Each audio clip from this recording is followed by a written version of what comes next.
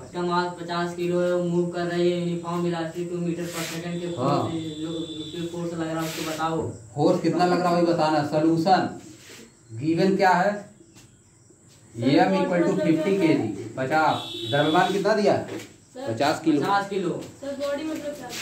Uniform velocity कोई चीज जैसे तुम्हारी बॉडी शरीर है, शरीर कोई चीज जो सब दिखाई दे रहा है सब है। देखो इधर v इक्वल टू कितना दिया है 2 metre per second uniform, u equal to 2 metre per second है। v इक्वल टू कितना हो जाएगा v बराबर 0, v बराबर भी 2 मीटर पर सेकेंड है। यूनिफॉर्म में चल रही है, पीछे तो आ जाती है।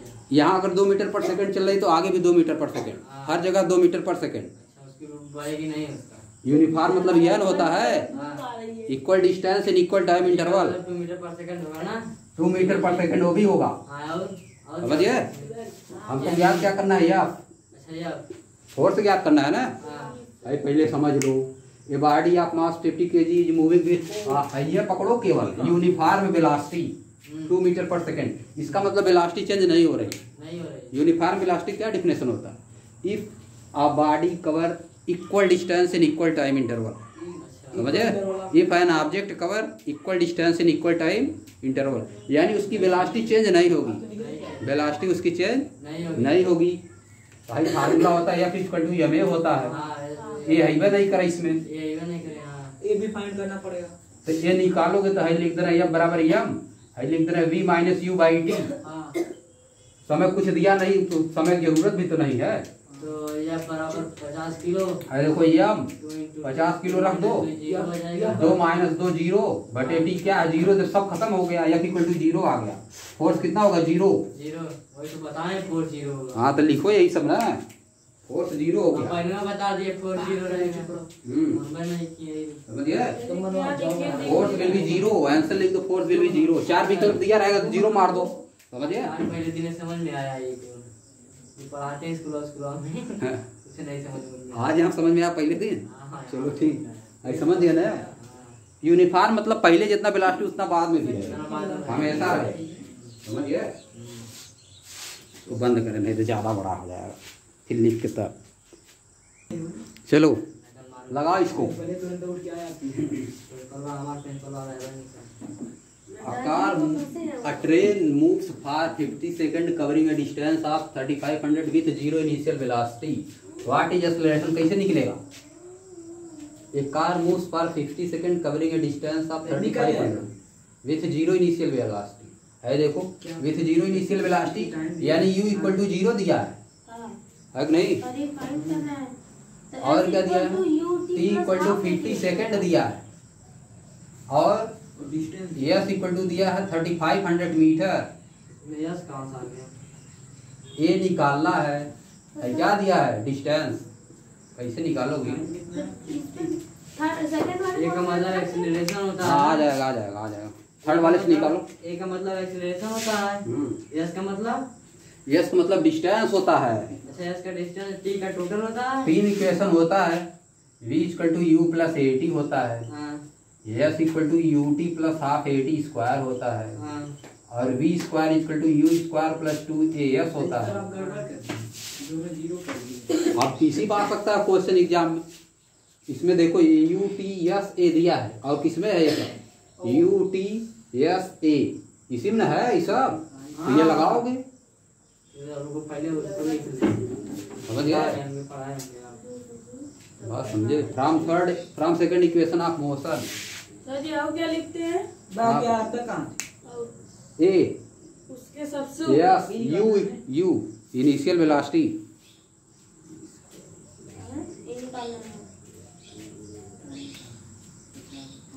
निकाल दो इसमें रख के, from second equation of motion. अरे यू को बराबर 0 हो जाएगा उसका, अभी बना रहा है ना, इसको ग्रुप भेजेंगे तुम लोग ग्रुप में, टी का हाफ कर देना 50 का 25 हो जाएगा। समझिए, ये सब इम्पोर्टेंट है। देखो यस कितना दिया है 3500 सेकंड इक्वेशन ऑफ मोशन से। चलो यहाँ पहले लिख दो, s equal to u t plus half a t square है। देखो यस इक्वल टू 3500 दिया है, यू का मान 0 खत्म हो गया कहानी इसका, प्लस हाफ ए टी का वैल्यू दिया 50 का स्क्वायर। 72, भाई देखो कितना आ गया, 7000 आ गया। ए इक्वल टू बटे 50 50 50 50 आ गया, ये 2 कट गया। ये आ गया तुम्हारा 70 बटे 5 इंटू 5 तो लिख सकते हैं 60। 5 दूनी 10, 14 बटे 5 आ गया। बस ये लिख दो डायरेक्ट। यानी कितना आ गया, 2 सही 4 बटे 5, यानी कितना आ गया 2.8 सर जी अब यूं थोड़ा बढ़िया से बनाइए, मैं बना metre per second square. 2.8 metre per second square आ गया आंसर। समझिए, 2.8 मीटर पर सेकंड स्क्वायर। अभी हम लोग एडमिट करवा नहीं दिए, पता नहीं ढोकला देने चाहिए नहीं देंगे। ये आ गया आंसर। एडमिट कार्ड क्या होता है? वाह यार, पेट खाली कतम कतम पैसा। अच्छा, जो 1 डे का दिए थे वही।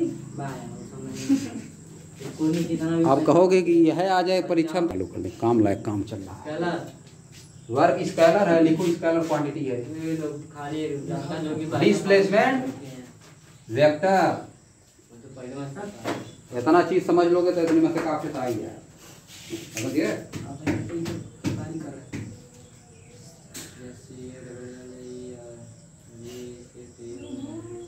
अजी जाए हो गया। ये क्वेश्चन और नहीं, मोबाइल हो गया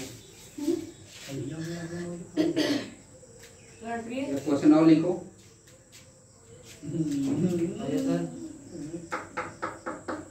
बहुत मच्छर काट रहे हैं आपको कोचिंग में। जलाओ मार्टिन। क्या बक रहे हो, क्या बक रहे हो? एक क्वेश्चन और लिखो, बताओ। लिखो द मोमेंटम, द मोमेंटम,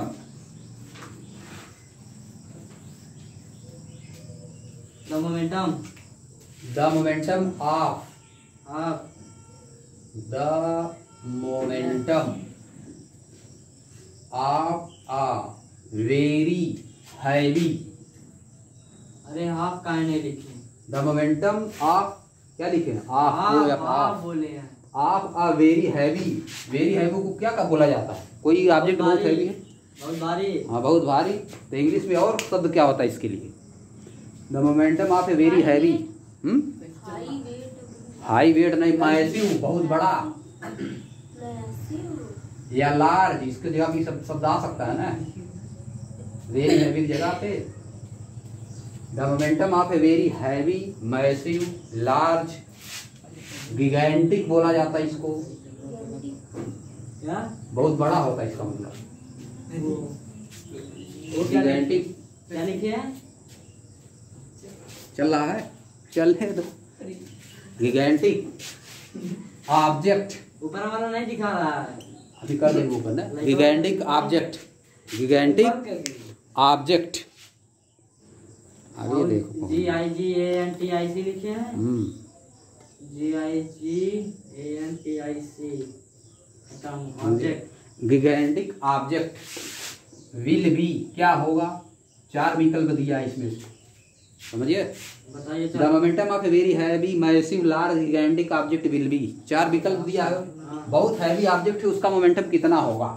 4 विकल्प क्या दिया है? बताइए। Very large, very small, zero, infinite. GRY very large, very small, very small, और तीसरा दिया है जीरो, जीरो, चौथा इनफाइनाइट। अब देखो क्या हो सकता है इसमें से? बहुत बड़ा ऑब्जेक्ट है, उसका मोमेंटम क्या होगा? बहुत भारी ऑब्जेक्ट, वेरी लार्ज ही होना चाहिए, है नहीं? द मोमेंटम ऑफ वेरी है, देखो P इक्वल टू एम भी होता है ना फार्मूला, है देखो, इसको समझने के लिए P इक्वल टू क्या होता है formula?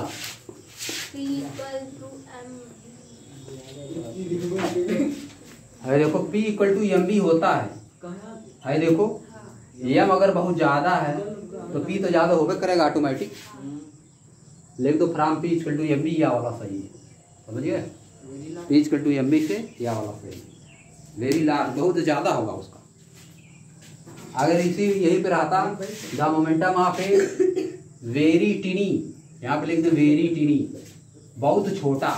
Momentum of A टिनी, very small चाहे टिनी लिख दो, टिनी टिनी मतलब छोटा होकर करता है, तो उसमें वेरी स्मॉल आ जाएगा। टिनी object will B, the momentum of A टिनी object will B कितना होगा इसमें से, कौन answer, very small. Very small लिख दो, ये वाला तब सही हो जाएगा, समझिए, ये वाला गलत हो जाएगा, ये वाला सही हो जाएगा, समझिए। जी सर।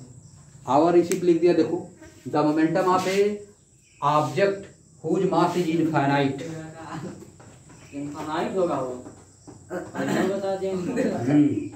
जिसका मास इनफाइनाइट है उसका इनफाइनाइट होगा, जिसका जीरो रहेगा जिसका जीरो उसका जीरो होगा, बस काम खत्म। बस काम खत्म, उसने खुदा दिया है, समझिए। करते हैं इधर, तो बस। कैसे तेज हो गया इतना तुम।